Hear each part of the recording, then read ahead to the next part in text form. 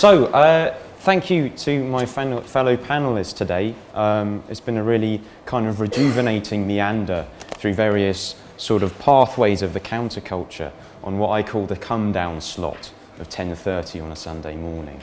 And particularly to Roger's talk, which so beautifully kind of elucidated this connection between the beats and the psychedelic movement, and what my talk will be kind of like a sort of zooming in and sort of branching out from a particular sort of faucet of that relationship in terms of the relationship between William Burroughs and Terence McKenna, and this sort of theme of like the syntactical nature of reality, so that reality is essentially a linguistic construct.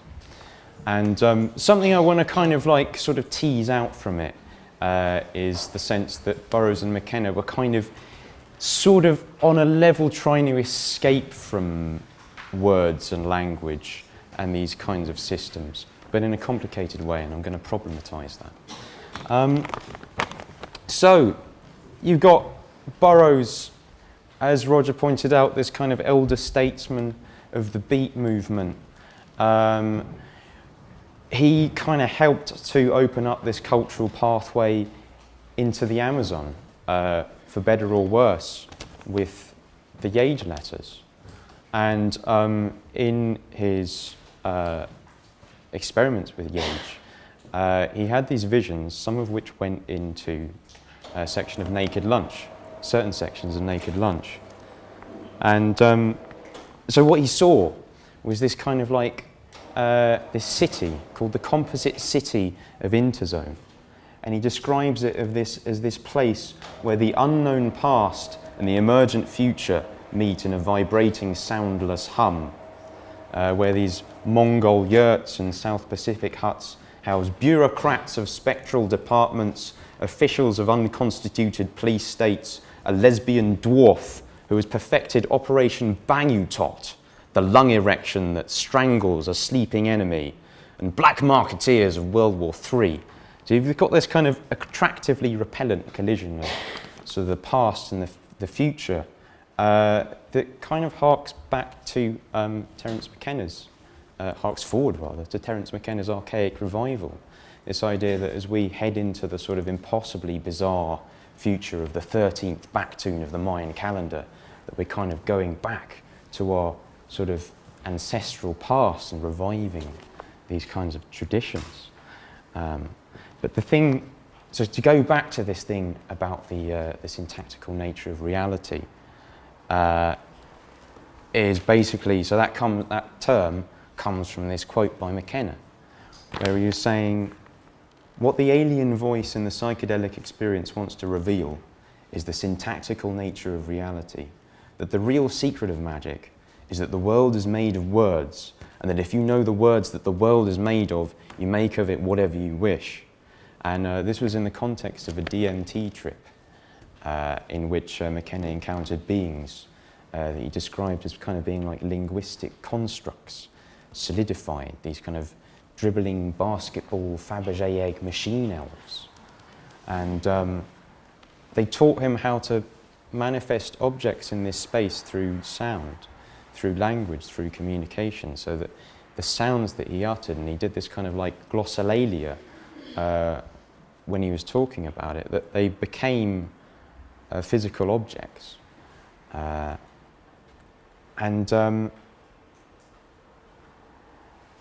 we're beyond semiotics here, into this sort of realm of words that kind of signify themselves, that they're sort of objects in themselves. And reflecting on his experience, McKenna came to the conclusion that meaning and language are two separate things. So this brings us to the cut-up technique. Now, the cut-up technique was developed by the Dadaists originally in the early 20th century, and it was a kind of way of separating language from comprehensible meaning. So just divorce the words from any kind of understanding, any kind of signification.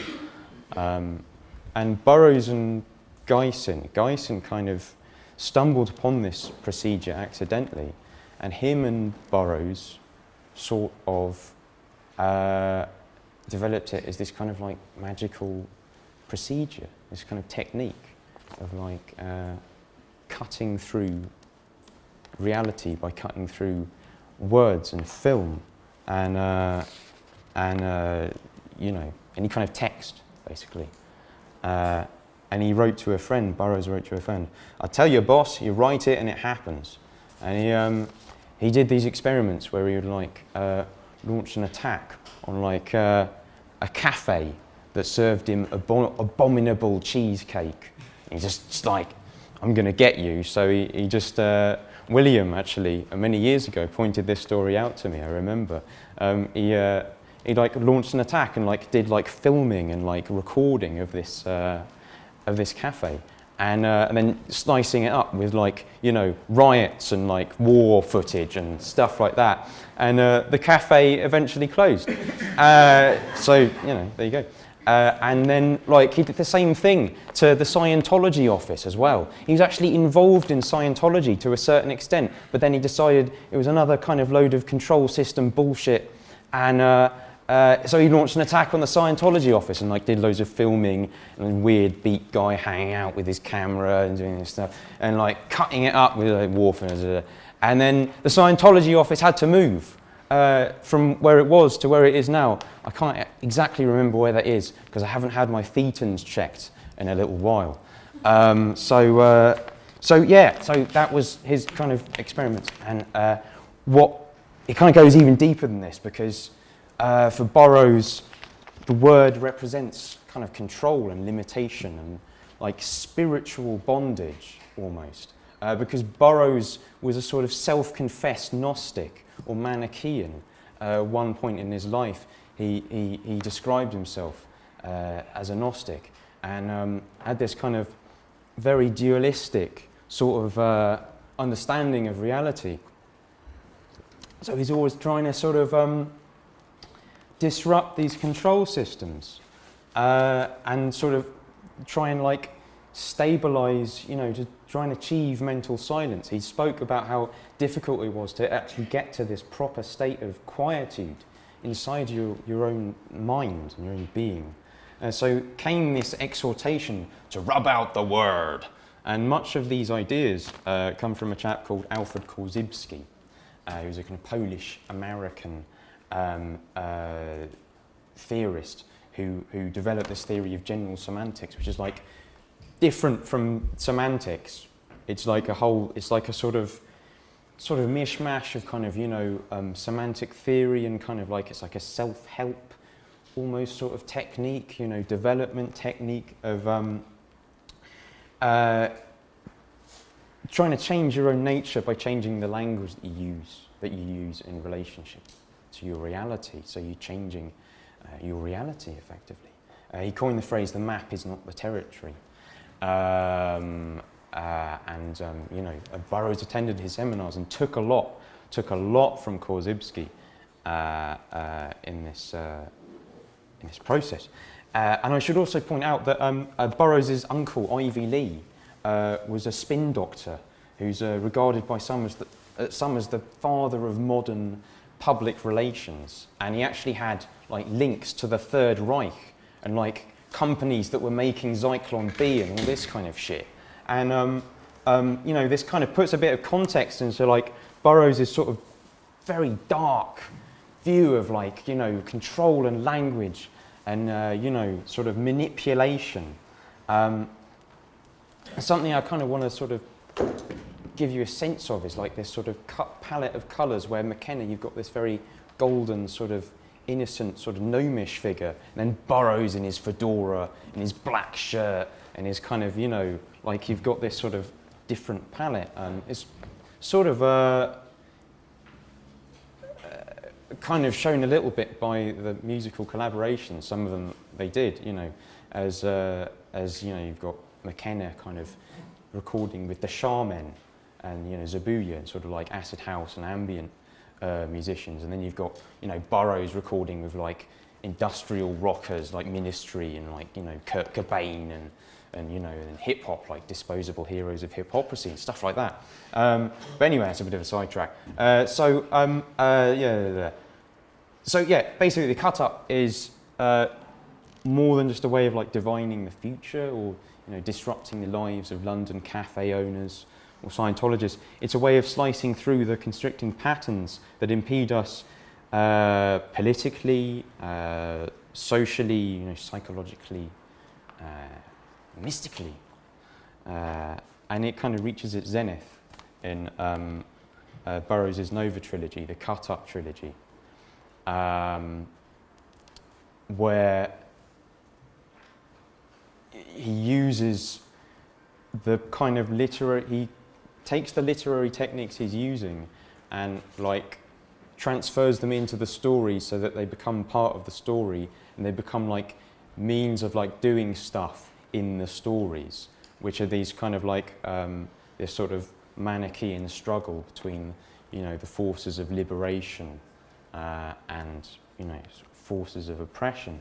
And there's one particular chapter I want to read from the Soft Machine called the Mayan Caper, where cut-ups are portrayed as a means of like linguistic time travel. So he cuts himself up with this, with another person through recording and stuff, and eventually they become like one body, and then he goes back in time, and he's in a sort of heyday of the Mayan priesthood, the Mayan civilization. And the calendar forms this kind of linguistic control system, and he uses the cut-up technique to sort of start this revolution. He writes like this: cut word lines, cut music lines, smash the control images, smash the control machines, burn the books, kill the priests, kill, kill, kill. Inexorably as the machine had controlled thought, feeling, and sensory impressions of the workers, the machine now gave the order to dismantle itself and kill the priests. I had the satisfaction of seeing the overseer pegged out in the field, his intestines perforated with hot planting sticks and crammed with corn. I broke out my camera gun and rushed the temple. This weapon takes and vibrates image to radio static. You see, the priests were nothing but word and image, an old film rolling on and on with dead actors. Priests and temple guards went up in silver smoke as I blasted my way into the control room and burned the codices. Earthquake tremors under my feet as I got out of there. Fact, blocks of limestone raining all around me. A great weight fell from the sky. Winds of the earth whipping palm trees to the ground. Tidal waves rolled over the Mayan control calendar.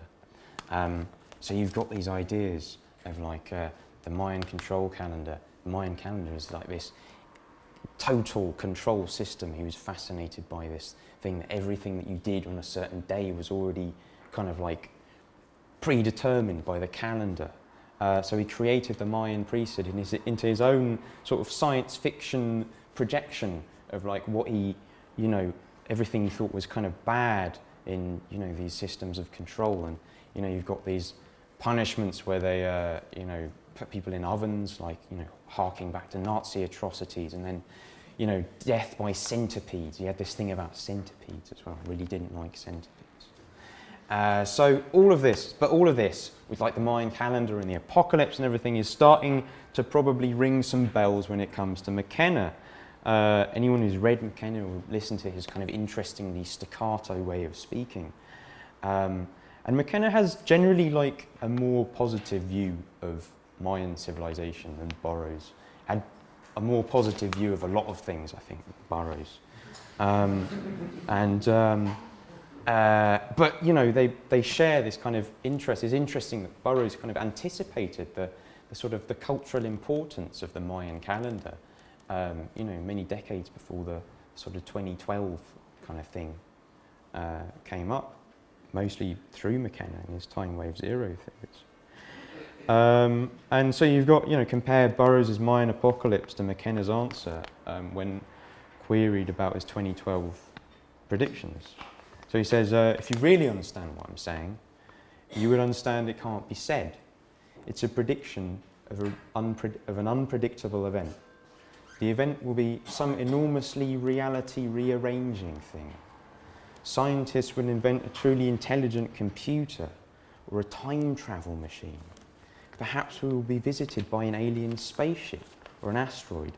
I don't know if it's built into the laws of space-time or it's generated out of human inventiveness, whether it's 1.5 miles wide and arrives unexpectedly in the centre of North America.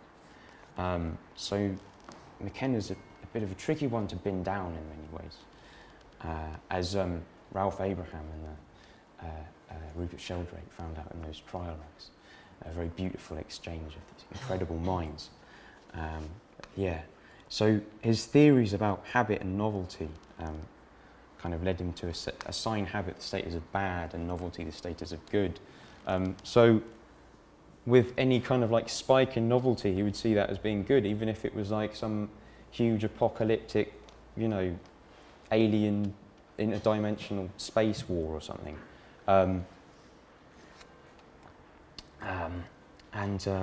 Yeah. So for McKenna, the apocalypse might not necessarily be all that bad, as for Burroughs. But it's also worth mentioning that Burroughs and McKenna also felt that some kind of technological singularity might be kind of desirable or maybe inevitable to some degree. Both were like really influential in this kind of like Siberia, kind of cyberdelia movement of the 80s and 90s.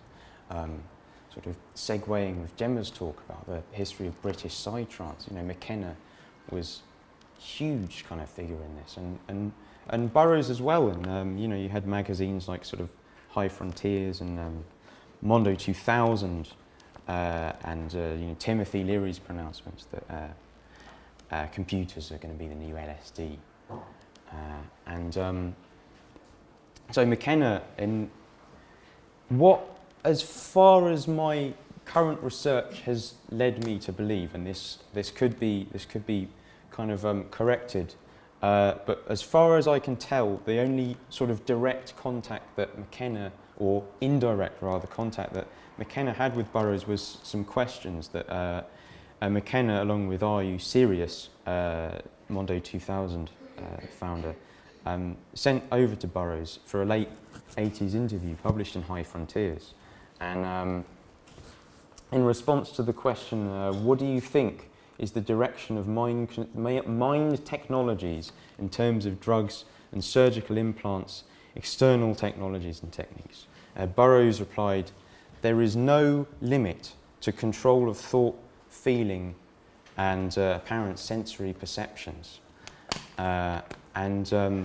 So Burroughs kind of taking it back to this idea of control. And then, you know, McKenna and Are You Serious kind of try and lead him back into like a little bit more of a positive direction.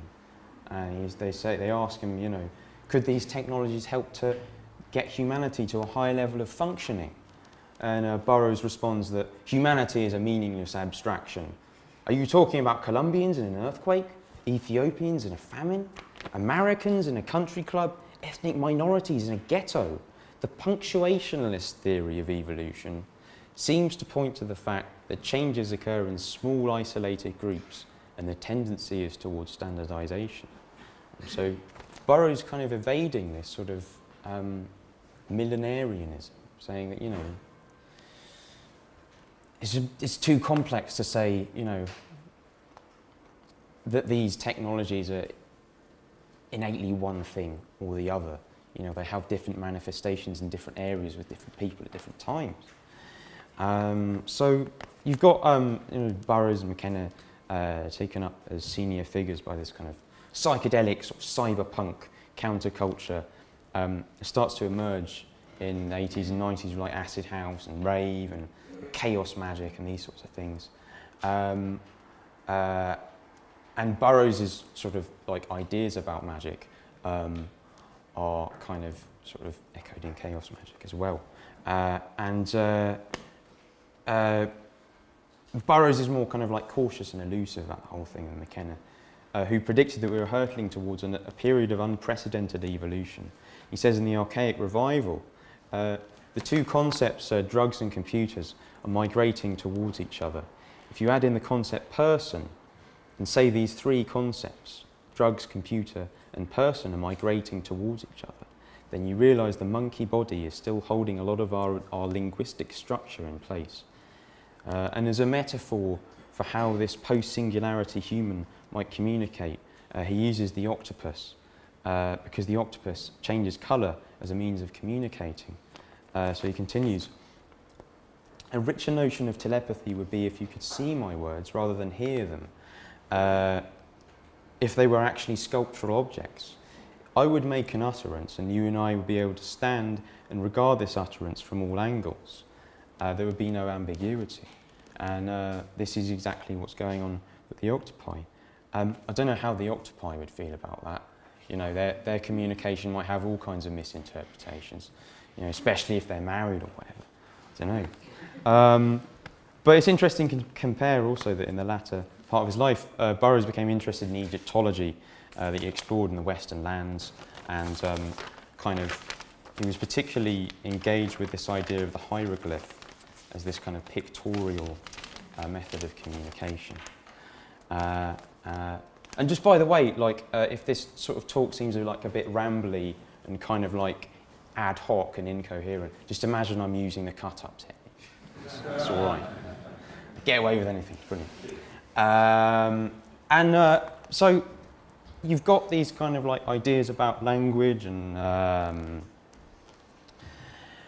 shaping our perceptions of reality. It's all kind of like parallel to some extent by these kind of like developments in postmodern theories and sort of post-structuralism, and you know, Foucault's ideas of like discourses of power, and you know, Lacan saying the unconscious is structured like a language, you know, Derrida's deconstruction and things like this.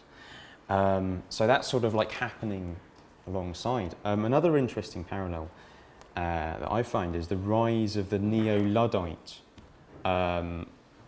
or green anarchist, anarcho-primitivist movement, which is like the direct kind of antithesis to the sort of techno-utopian, sort of transhumanist, cyberdelic type philosophy. It says we're going in the wrong direction. We need less technology. We need to smash the machines, as Burroughs said. Get rid of them. Go back to the Stone Age. You know, go back to the Iron Age or whatever. And one of the leading proponents of this philosophy, John Zerzan, an American anarchist writer, very interesting guy, even goes to the extent of suggesting that language and symbolic thought might have to be erased in order to achieve a truly egalitarian society. So it kind of ties in with this thing of like escaping the word, escaping language again. And it's also interesting that like McKenna kind of spoke about like history coming to an end, and this was sort of around a similar sort of time as you've got like Francis Fukuyama coming on saying it's the end of history. But the difference being that Francis Fukuyama was talking about like the spread of liberal capitalism and not like a massive rush of endogenous DMT that would send everyone off into the same kind of like endlessly transforming hyperspace. It's a bit different. So I just want to kind of like finish off by kind of coming back to this thing of like trying to escape from the word. Because there's a moment in Joyce's Ulysses where Stephen Dedalus says, "History is a nightmare from which I'm trying to escape." Very evocative statement. And just from my own reading, there was a degree to which McKenna and Burroughs were kind of striving to transcend history and culture and language and things like that, but in a complicated way. You know, McKenna looked to a future where communication could be transformed through telepathy, direct communication. You know, when the nightmare of history would end in 2012. Not sure if it's happened yet, but you know, time will tell. You know, we can break free from the virtual reality of culture. He said in his conversation with Ramdas, he said, culture is a virtual reality made of language. Very interesting way of putting it. But as you know, as I say, it's kind of complicated, and they were both writers, and they dealt with words, and they kind of, you know, were sort of ambivalent about it. Burroughs turned down an offer to go on a Buddhist retreat with Chogyam Trungpa when he found out he wouldn't be able to take any notebooks or anything like that. He said he would prefer to be a writer than to be enlightened, which is fair enough. It's also interesting that Bruce Damer considered like the zenith of McKenna's career to be like the wordless kind of overtone singing that he did with Lost at Last in the late 90s, that he'd like finally transcended all the kind of words and concepts and sort of philosophies, and like had gone to this direct level. And it's, you know, kind of ties in with Colin Turnbull's observation that the highest songs of the Congolese pygmies are the ones that don't have any words, at this immediate kind of direct communication. So I think, you know, at this point where we've kind of gone from a discussion of language to, you know, the wordless point, it's probably about time for me to wrap it up. So thank you.